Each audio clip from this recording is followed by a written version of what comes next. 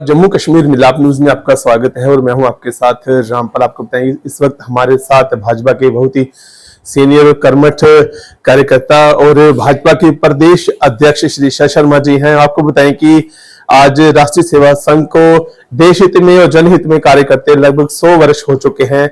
उस पर सर के साथ बातचीत करेंगे और सेवा पखवाड़े को लेकर जो है सर के साथ बातचीत करेंगे। सर आपका बहुत बहुत स्वागत है जम्मू कश्मीर मिलाप न्यूज में। धन्यवाद जी सर। सर राष्ट्रीय सेवा संघ को जनहित में और देश हित में कार्य करते सर पूरे 100 वर्ष जो हो चुके हैं। सर क्या कहना चाहेंगे? ऐसा है कि राष्ट्रीय स्वयंसेवक संघ पिछले 100 वर्ष से लगातार से कार्यकर्ता स्वयंसेवक इस देश के निर्माण में कार्य करे, इसके लिए कार्य कर रहा है। ये देश संगठित होकर एक दिशा में चले, इसके लिए जो है राष्ट्रीय स्वयंसेवक संघ लगातार से जो है वो कार्य कर रहा है। हम सब देखते हैं कि विभिन्न समाओं में आपदाएं आती रही, युद्ध हुए 1965 का, 71 का, 99 का। अभी भी हम लोगों ने ऑपरेशन सिंदूर के चलते भी वो युद्ध देखा। हर समय में अगर लोगों की मदद करते हुए कोई नजर आया तो राष्ट्रीय स्वयंसेवक संघ के स्वयंसेवक नजर आए। आपदाएं जब आती हैं, बाढ़ आती है, बादल फटते हैं,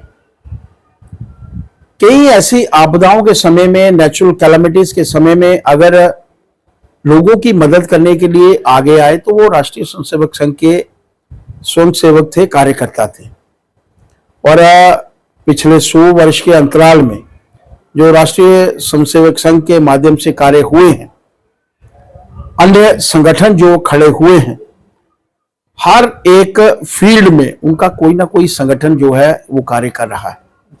शिक्षा को लेकर, विद्यार्थियों को लेकर, किसानों को लेकर, आम लोगों के उत्थान को लेकर, कहीं ना कहीं उनके जो विभिन्न संगठन है वो कार्य कर रहे हैं।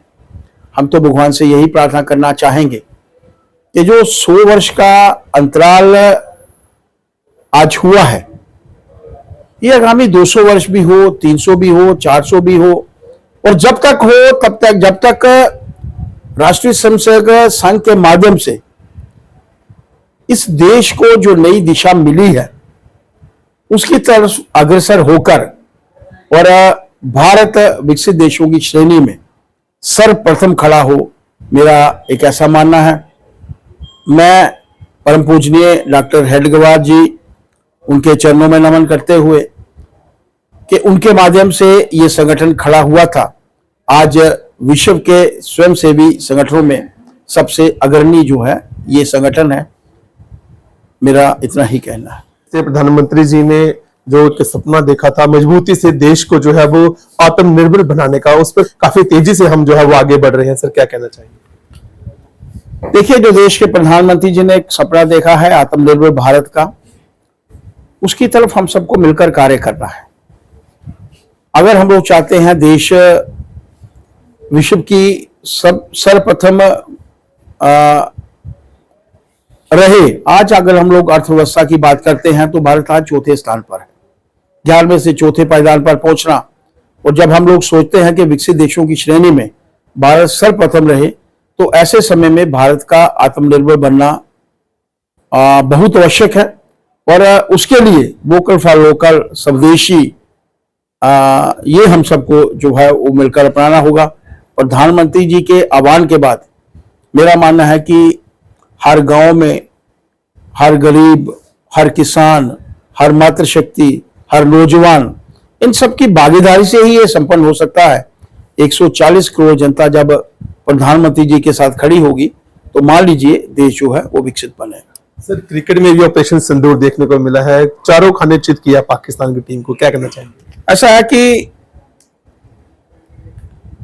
भारत एक परिवार की तरह है और उसमें कार्य करने वाले हर एक, चाहे वो सेवा के कार्य करने वाले लोग हों, चाहे वो पॉलिटिकल लोग हों, चाहे वो किसी खेल के मैदान में खेलने वाले लोग हों, संगठित होकर खेलते हैं, संगठित होकर कार्य करते हैं। ऐसे समय में हमारी टीम ने एक टीम भावना का परिचय दिया और विद स्पिरिट जो थे वो खेले, एक स्पोर्ट्समैन की तरह खेलते हुए तीनों गेम्स में।